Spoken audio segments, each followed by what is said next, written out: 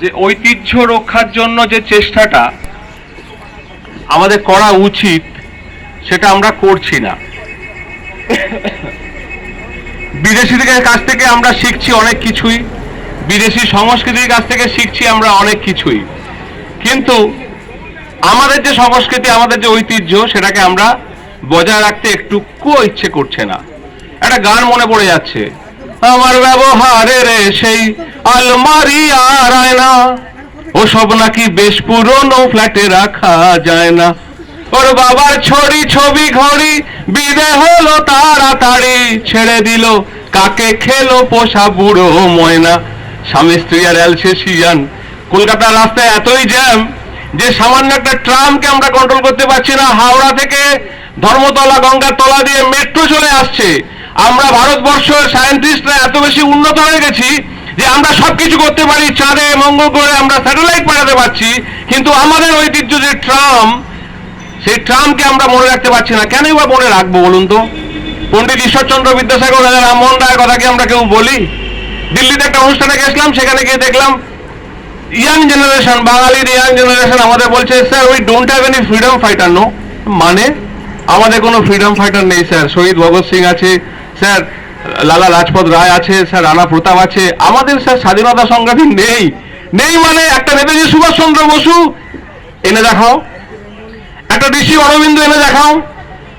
কিচ্ছু না পারো, গ্রাম বাংলার ছেলে, হাসি হাসি পড়ব ফাঁসি, দেখবে ভারতবাসী, একবার বিদায় দে মা, ঘুরে আসি। একটা ক্ষুদিরাম বসু এনে দাও। দেশের কাজের জন্য যদি এখন নতুন প্রজন্মের কোনো ছেলের কাছ থেকে তার আপেল ফোনটা চাই যে আমি দেশের কাজ করবো 1 ঘন্টা দাও, বলে তোর মধ্যে পাগল, জানতো আপনাকে আমি অ্যাপেল দেবো দেশের কাজ করার জন্য? আর সেই মানুষগুলো স্বাধীনতা সংগ্রামী যে বাচ্চা বাচ্চা ছেলেগুলো 17-18 বছর দেশের জন্য প্রাণ দিয়েছিল, এইটা দেখার জন্য তারা প্রাণ দেয়নি? এই দেশটা দেখার জন্য তারা প্রাণ দেয়নি? আমাদের যা ঐতিহ্য, আমরা সবকিছু শিখছি, প্রায় উইকেন্ডে বেড়াতে যেতে হয়, দারুণ ব্যাপার, দীঘা মন্দারমণি যাচ্ছি, বিভিন্ন জায়গায় যাচ্ছি, মদ্যপান করতে হয়, ওকে ফাইন, দারুণ ব্যাপার, কিন্তু ওরা যে মনীষীদের জায়গাগুলো, ওরা যে জায়গাগুলোকে, হেরিটেজের জায়গাগুলোকে রেস্টোর করছে, সেই রেস্টোরেশনটা আমরা কিন্তু শিখছি না। আমরা বেছে বেছে জানছি, বেছে বেছে। আমি শ্রীরামপুর কলেজে পড়েছি, উইলিয়াম কেরির কলেজ। 2018 সালে আমাদের শ্রীরামপুরে একটা ওলাভ চার্চ আছে, ওলাভ বংশের চার্চ আছে। সেই চার্চটাকে রক্ষণাবেক্ষণ করার জন্য বেন্তে উলফ, ওই উলফ বংশের লোকজন একজন এলেন, বেন্তে উলফ। ওই চার্চে উইপোকা লেগেছিল, তা আমি পেশায় এই যে ধরনের কাজগুলো করি বলে আমাকে ডাকা হলো। বেন্তে উলফ বললেন, তা আমি বললাম, you came long long way from Belgium না কোথায়, ডেনমার্ক থেকে আপনি এসেছেন শ্রীরামপুর শহরে? বলছে, our ancestors have established this, so this is our moral responsibility to restore it. আর তোদের যদি মনে হয় যে উইলিয়াম কেরির কলেজ তাকে 200 বছরের সংরক্ষণ করার দরকার, তাহলে আমাদের এখানে কলকাতা জবচার্নকে তৈরি করা এই ট্রাম, যে শহর, সেই শহর দিয়ে চলতো ট্রাম, সেটা আমরা বন্ধ করে তুলে দিচ্ছি জাস্ট। তার কারণ আমরা না বিদেশি সংস্কৃতি থেকে কিচ্ছু নিচ্ছি না, যেটা নিচ্ছি আমাদের ঐতিহ্য, আমাদের পরিচয়টা সাবান দিয়ে ঘষে ঘষে তুলে দিয়ে বলতে চাইছি, না না না, আমরা কেউ কলকাতার লোক নই, আমরা কিচ্ছু নই ভাই, আমাদের যা দেবে আমরা তাই শিখে নেব। স্বাধীনতা সংগ্রামীরা এমনি এমনি তো স্বাধীনতা সংগ্রাম করেননি। এই মহাজাতি সদন, এই মহাজাতি সদনে অনুষ্ঠান করার সময় নেতাজি সুভাষচন্দ্র বসু তার নামকরণ করে দিয়েছিলেন রবীন্দ্রনাথ ঠাকুর। এখানে বাংলা, এখানে পেছনে নন্দন, চারদিকে যত সাংস্কৃতিক অনুষ্ঠান হবে, সেই সাংস্কৃতিক অনুষ্ঠানে কজন দাঁড়িয়ে বলেন নেতাজি সুভাষচন্দ্র বসুর কথা? যে মানুষটা না থাকলে, এলগিন রোডে সেই মানুষটা যদি জন্মগ্রহণ নয়, এখানে যদি থেকে না চলে গিয়ে স্বাধীনতা সংগ্রামটা শুরু করতেন, ভারতবর্ষ স্বাধীন হতো না। বলি না, পণ্ডিত ঈশ্বরচন্দ্র বিদ্যাসাগর, আজকাল একটা খুব ভালো সিস্টেম শুরু হয়েছে, ইংরেজি মাধ্যমে পড়াশোনা করলে উন্নতি করা যায়। এটা একটা দারুণ ব্যাপার, ইংরেজি মাধ্যমে। বাড়ির সামনে দিয়ে যখন বাচ্চা যাচ্ছে, একটা সাদা গরু দেখছে, বলছে বাবা বাবা সাদা গরু, বাবা খুশি নয়। বাড়ির সামনে দিয়ে একটা লাল কুকুর যাচ্ছে, বলছে মা মা ওই দেখো লাল কুকুর, মা খুশি নয়, খুশি নয়। বলছে বাবা হোয়াইট কাউ, ওরে না, বাবা একদম 56 ইঞ্চি ছাতি ফুলে গেল। মা রেড পাপিস, ওরে সাবাস, আমার ছেলে তো দারুণ ইংরেজিতে কথা বলছে, আমার মেয়ে তো দারুণ কথা বলছে। কিন্তু যেটা বলছে না যে তোমার বাবার নাম কি বলতে পারছে, তোমার মার নাম কি বলতে পারছে, তোমার ঠাকুমার নাম কি, তোমার ঠাকুরদার নাম কি, মাথা চুল করছে, সে তার বংশ পরিচয়টাই জানে না। সেখানে দাঁড়িয়ে সে কি করে লড়াইটা লড়বে? আজকে বলছেন আমি শ্রীরামপুর শহর থেকে এখানে এসেছি একটাই কারণে এসেছি, যে আন্দোলনগুলো যখন হয় না আমরা সবাই দূর থেকে বসে বসে, টিকটকে যখন হাওড়া স্টেশন থেকে একটা বাস ধরছিলাম, একটা মেয়ে দেখলাম খুব নেচে যাচ্ছে, সামনে একটা মেয়ে খুব মোবাইল তুলে যাচ্ছে, কিছু একটা টিকটক ভিডিও কিছু একটা হচ্ছে হয়তো। তারাও কিন্তু কেউ কোনোদিন বলে না, যা বুঝছে না যে কচুরিপানা যদি হয়ে যায় তাহলে কিন্তু জাল টানলে কচুরিপানা পুকুর পরিষ্কার হয়ে যাবে। স্বামী বিবেকানন্দকে ঠাকুর রামকৃষ্ণ বলেছিলেন, পারলে একটা বটগাছ হবি, বটগাছের শিকড় বাকড় ডালপালা নিয়ে এমন ভাবে থাকবি, চলে গেলেও লোকে বলবে যে একটা বটগাছ ছিল, এখানে অনেক পাখি বসবাস করতো, অনেক ছায়ায় মানুষ বসে থাকতো।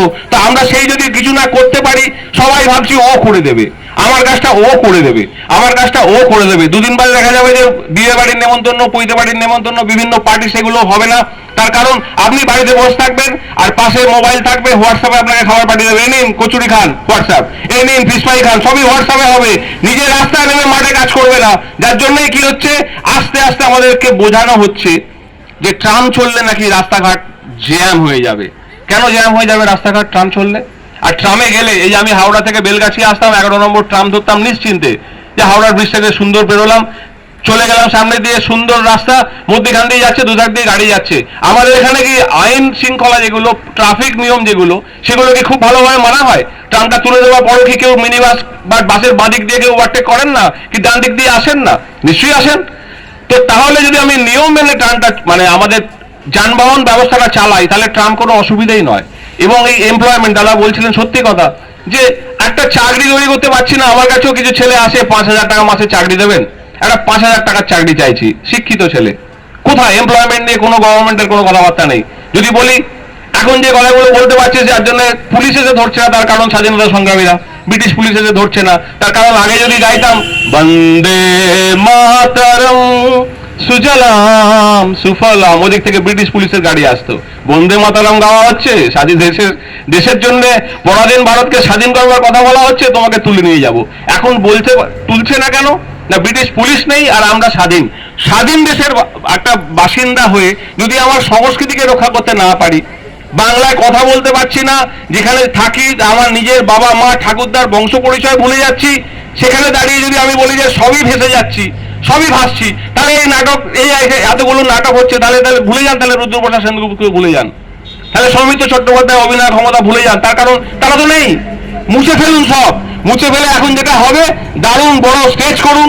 এই তো আমাদের এখানে হেরিটেজ প্রোগ্রাম হলো, বিশাল বড় স্টেজ, আর বিশাল বড় স্টেজেতে আর্টিস্ট লাফাচ্ছে, না দৌড় ঝাঁপ দিচ্ছে, আর হিন্দি গান আজ কি পার্টি মেরি তরফ সে চলছে। তো এই যদি হয় তাহলে আমাদের ভবিষ্যৎ খুব খারাপ অবস্থায় আছে। বাচ্চাদের কথা বলবো, বাবা মাকে বলবো যে বাচ্চারাও তো নীতি শিক্ষার ব্যাপারগুলো ভুলে গেছে, স্কুলে আর পড়ানো হয় না, বিদ্যাসাগরের সেই নীতি শিক্ষার নীতি কথাগুলো একদম ভুলিয়ে দেওয়া হয়েছে। রাস্তায় পড়ে থাকলে তুলতে হবে না, এটাই শেখানো হচ্ছে এখন। পড়ে থাকলে পড়ে থাক, মরে গেলে মরে যাক, তুমি তোমার মতন বেরিয়ে যাও।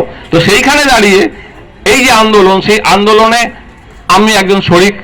আমার কথা শুনে যত বিদ্যাসাগর অনুরাগী মানুষজন আছেন, আজকে এখানে ইডেন পার্কে একটা হচ্ছে, প্রায় 250টা স্বেচ্ছাসেবী সংগঠন একসঙ্গে একটা স্বেচ্ছাসেবী মিলন মেলা করছেন, সেখানেও যাবার কথা। এরপর আমি ডোমজুর বই মেলায় যাব। আমার কথা শুনে, আমাদের কথা শুনে যদি ভারতবর্ষের বুকে, এই কলকাতার বুকে যে ঐতিহ্যটাকে রক্ষা করতে পারি, ট্রামটাকে বাঁচাতে পারি। এই যে বাচ্চাগুলো আঁকছে, সত্যি এত ভালো লাগছে যে এরা ট্রামের জন্য একটা বসে আঁকছেন, বিশাল কিছু করছেন না, কিন্তু এদের অবদানটা কিন্তু রয়ে যাবে। আর যারা আপনারা সামনে বসে আছেন, আমরা ভাবছি না যে কজন আর বসে আছি, কজন বসে নেই।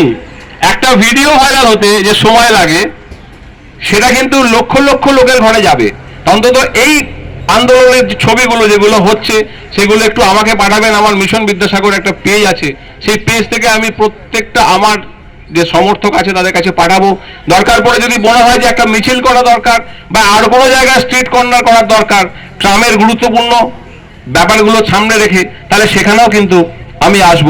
তার কারণ আমি একটা জিনিসই বিশ্বাস করি, ধন ধান্য পুষ্প ভরা আমাদের এই বসুন্ধরা, তাহার মাঝে আছে দেশ এক সকল দেশের সেরা, ও সে স্বপ্ন দিয়ে তৈরি সে দেশ স্মৃতি দিয়ে ঘেরা, এমন দেশটি কোথাও খুঁজে পাবে না কো তুমি। সকল দেশে রানী সেজে আমার জন্মভূমি, সে যে আমার জন্মভূমি, সে যে আমার জন্মভূমি। আসুন কলকাতা শহরের ট্রামকে বুকে আগলে ধরে বাঁচাই, আর ভবিষ্যৎ প্রজন্মকে দূষণমুক্ত একটা পরিবহন দিয়ে যায়। অসংখ্য ধন্যবাদ। জয় বিদ্যাসাগর, জয় এই ট্রামের পক্ষে আন্দোলন।